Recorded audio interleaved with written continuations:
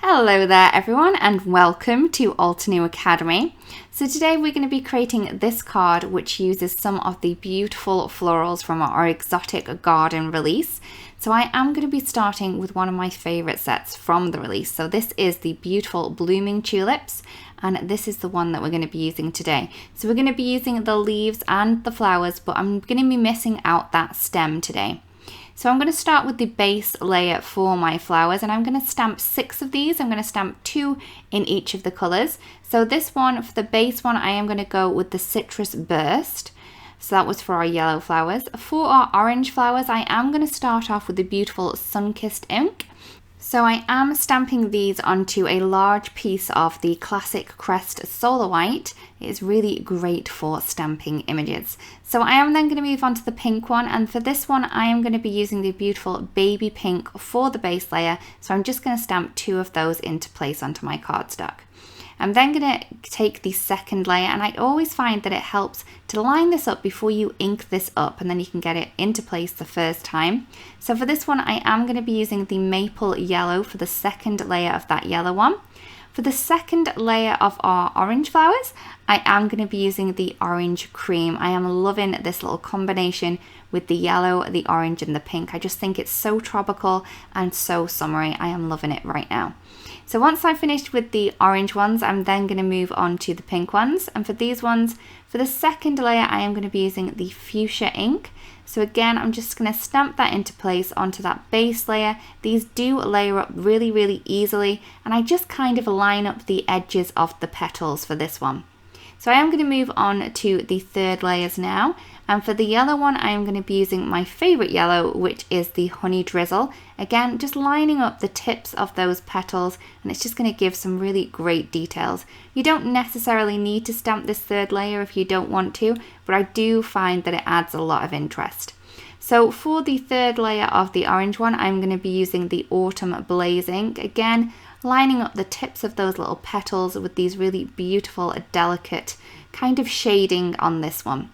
So for the third layer of the pink one, I'm going to be using the magenta. And again, just lining up the edges of the petals to get that beautiful bloom that we can see there. So once I've finished with the flower petals, I'm then going to move on to the leaves. Now there's one leaf in this image and I am going to stamp it a multiple of times to create lots of different leaves. Now I'm going to stamp 5 of these base layers first. And I'm going to be using the very springy Limeade ink. So I'm just kind of jigsawing these into place so I can get lots of different leaves onto this piece of cardstock. So once I've stamped 5 of those, I'm then going to move on to the lime. Again, just with that base layer, and I'm just going to stamp again 5 of these, jigsawing them into place into this corner of the cardstock. I wanted to make sure that I was getting as many leaves on here as I could.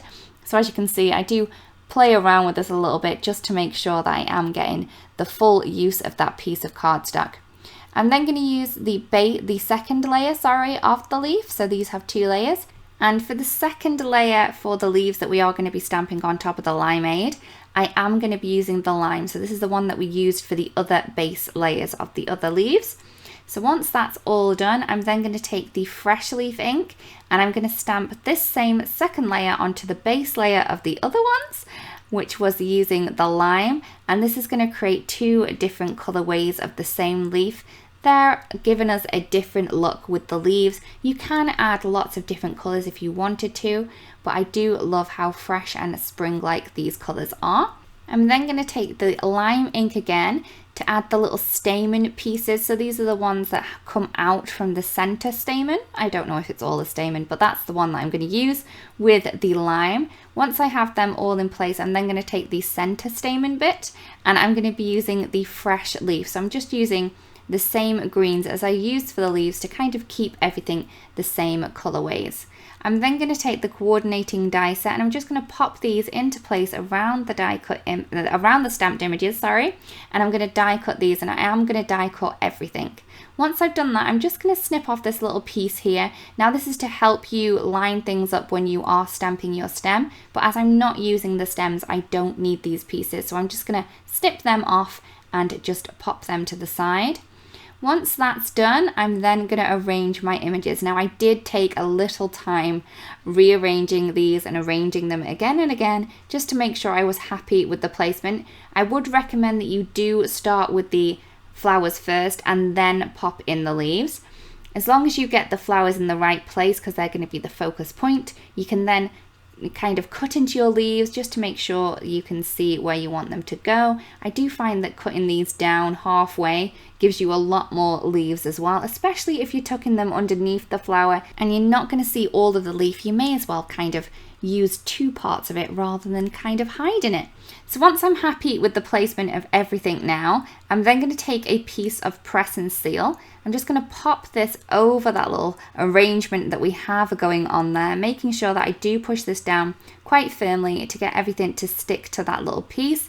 I did have a little leaf that kind of escaped, but I can just pop that back into position. I'm then going to flip that over, and we're then going to take some foam tape, and I am going to add lots of foam tape behind here.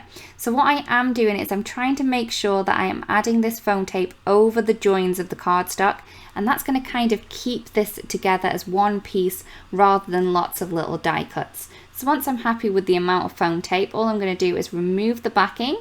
I can then flip this over, and I'm just going to pop this into place onto a 4 1/4 by 5 1/2 card base. Once I've done that, I can remove that piece of press and seal and then get rid of any overhanging pieces that you can see from behind the card base that we have there. Once that's done, I'm then going to move on to the sentiment. So I have a piece of jet black cardstock. I'm going to be embossing this, so I'm going to add some anti-static powder. I'm then going to take the Carpe Diem stanza, and I'm going to have this Don't Quit stamp. I'm going to ink that up using some of the embossing ink from Altenew. This is a really great sticky ink for embossing. Once I have that nicely stamped, I can then take some pure white embossing powder and then heat set that. You're going to know when this is nicely heat set because it is going to melt into that cardstock. So once that's done, I can then add a little bit more foam tape behind my little sentiment, make sure that I have it in the right place, and then press this down. So here is the card complete. I really do hope that you like the card and that you've enjoyed the video as well with the techniques involved. If you do create a card that was inspired by this, it'd be great if you do share because we'd love to see. Thank you so much for watching everyone, and we'll see you again really, really soon. Bye bye.